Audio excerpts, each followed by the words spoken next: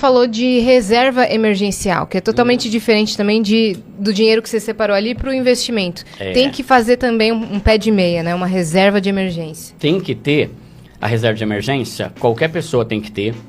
E isso tem que ser uma prioridade máxima na sua vida. Porque... Esse foi meu foco antes do investimento. O meu primeiro foco foi reserva de emergência. Perfeito. A ordem... Qual que é a ordem para você sair da pobreza, na minha concepção? Saco cheio de ser pobre. Porque se você não tá de saco cheio de ser pobre, você não vai ter garra para mudar. Segunda, estudar. Estudar educação financeira. Não adianta. Cara, se tem uma coisa que eu tenho reparado é típico da pessoa burra achar que não precisa aprender nada e achar que não precisa de ajuda. Se você acha que não precisa de ninguém, não precisa de ajuda, não precisa aprender, você é o mais burro que existe. É o tipo mais burro. Porque toda pessoa que é realmente inteligente e sábia, ela sabe que ela tem que aprender com os outros e aprender com o livro, aprender com qualquer coisa. Então, estudar. Segundo, quitar a dívida. Terceiro, reserva de emergência.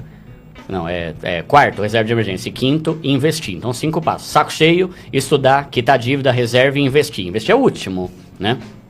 Primeiro, não adianta você investir se você ainda tem dívida, porque os juros de uma dívida é muito pior do que a rentabilidade de um investimento.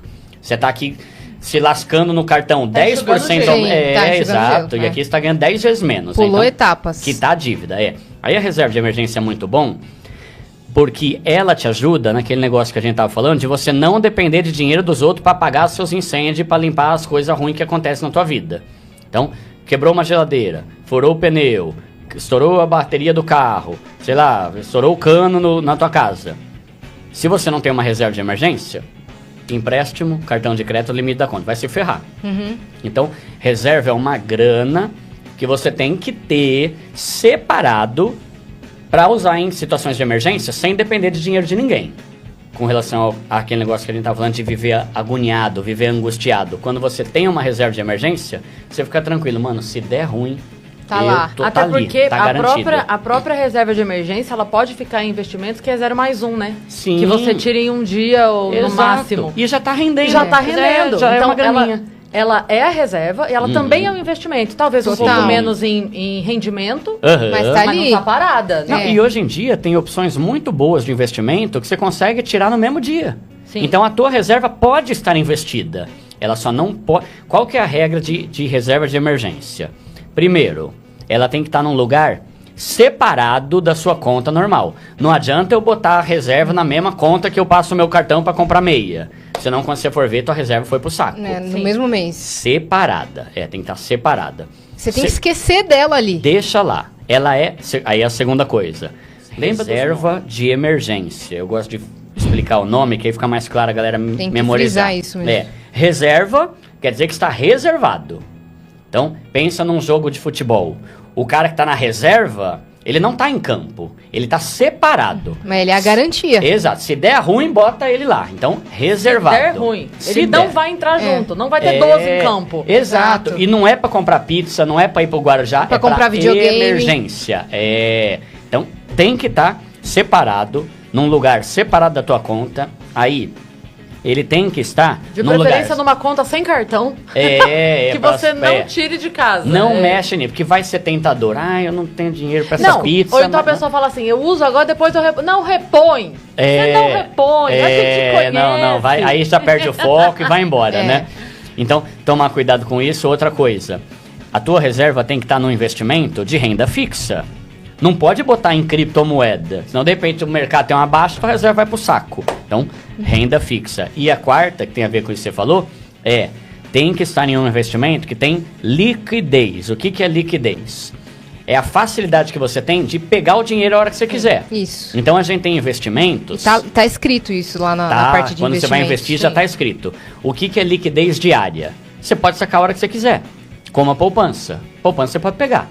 Agora, tem investimento que quando você bota a tua grana, você só pode tirar ele depois de 1 ano, 6 meses. Senão você perde. Senão você vai...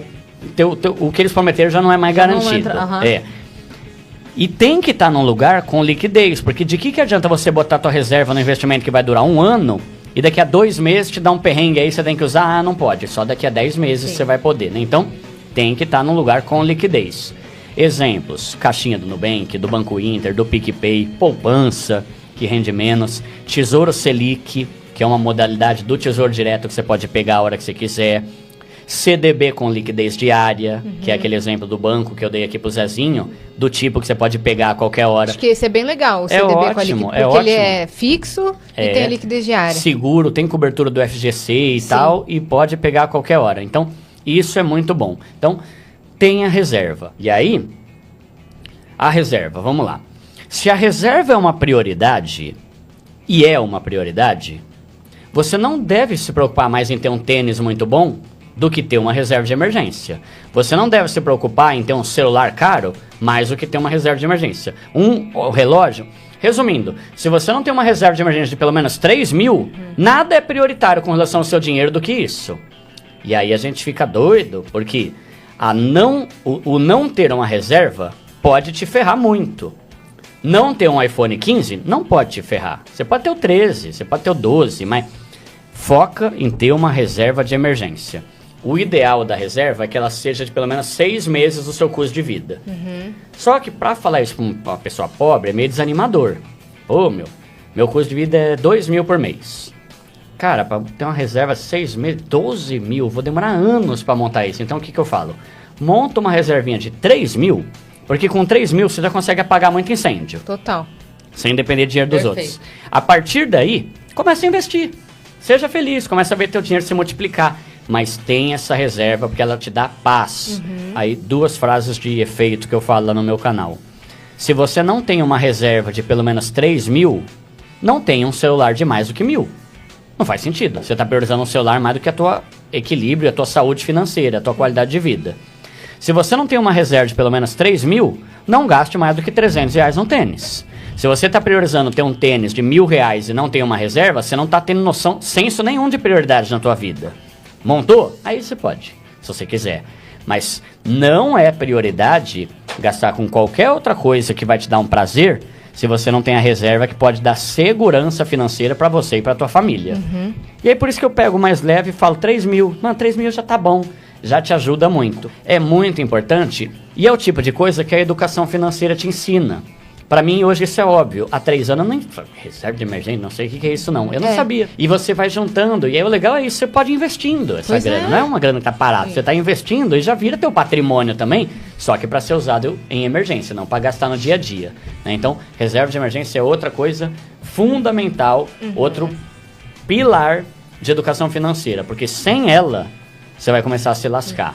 Uma hora ou outra você vai começar a ter prejuízo. Você estava falando sobre entender que a coisa funciona num cenário e pode não funcionar no outro. E a gente falou do cartão, do exemplo do cartão, né? Eu estava pensando, eu já financiei carro há muitos anos na minha vida, no momento em que era, tipo assim, aquela prestação mal cabia no orçamento e eu me esforçava para pagar. Com o mesmo pensamento de quando eu fiz, eu pensei, mas eu vou adiantando. Vou adiantando. Nunca adiantei. Em compensação, agora, ano passado, a gente tinha uma parceria de veículo que se encerrou. E aí, como eu faço show e os meus horários não dá pra ficar sem ter, eu vou pra outra cidade fazer show e tal, então eu tinha que ter um carro. Foi uma emergência do tipo assim, eu vou ter que resolver em 15 dias o lance do carro.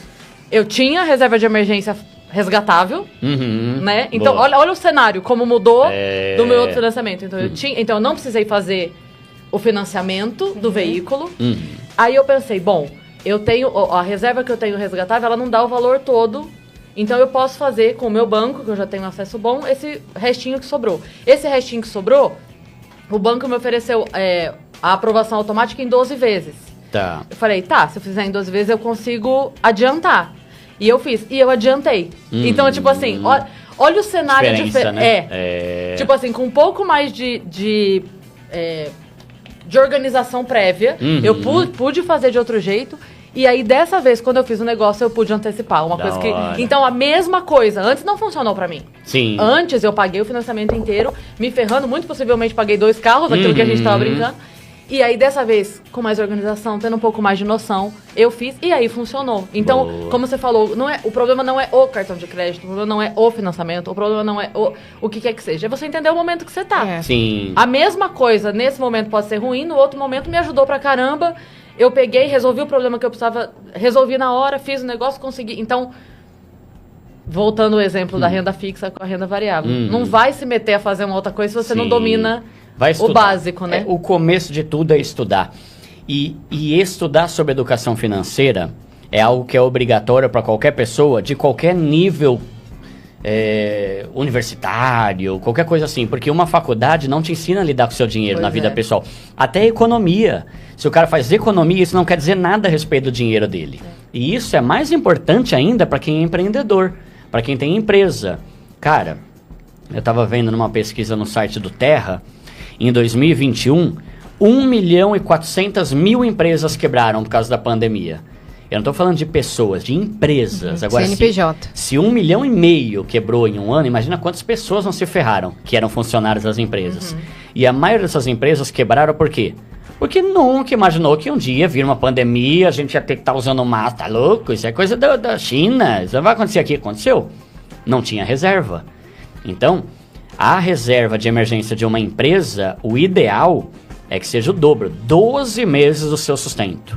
Então, digamos que você tem aí um custo na sua empresa, folha de pagamento, água, luz, aluguel do galpão, sei lá, 10 pau, 120 mil reais é a reserva de emergência ideal. Por quê? Porque se der ruim, se der um lockdown, você tem grana da reserva para sobreviver em vez de quebrar como tantas quebraram. E isso é questão de prioridade, você entende? Tem um ano aí de sobrevivência.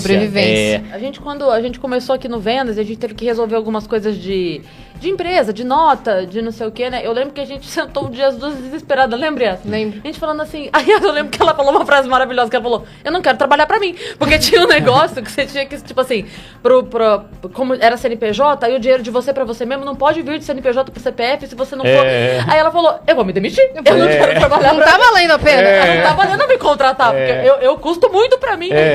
E aí eu falei pra ela, falei, engraçado como a gente é criado pra não dar certo. Né? A nossa educação financeira, ela é feita pra você nunca dar certo. Quando você começa a dar certo um pouquinho, eu não tô falando de, que você falou do milhão, não tô falando do milhão, eu tô falando de um pouquinho, 10 mil. Quando você começa a dar um pouquinho certo, você se depara com tanta coisa que dá coisas medo. que eu gosto de falar pra galera. Comprar uma casa é uma meta muito louca. Você quitar suas dívidas, você ter uma reserva de emergência, você começar a investir pelo menos 10 mil na conta, você fazer com a tua família uma viagem de avião pela primeira vez na vida para sua esposa, seu marido, seus filhos poderem ter essa experiência. Coisa da hora, sabe? Que acrescenta, né? Agora, se o cara não tem uma meta top dessa, ele acaba gastando dinheiro com qualquer coisa mesmo, né?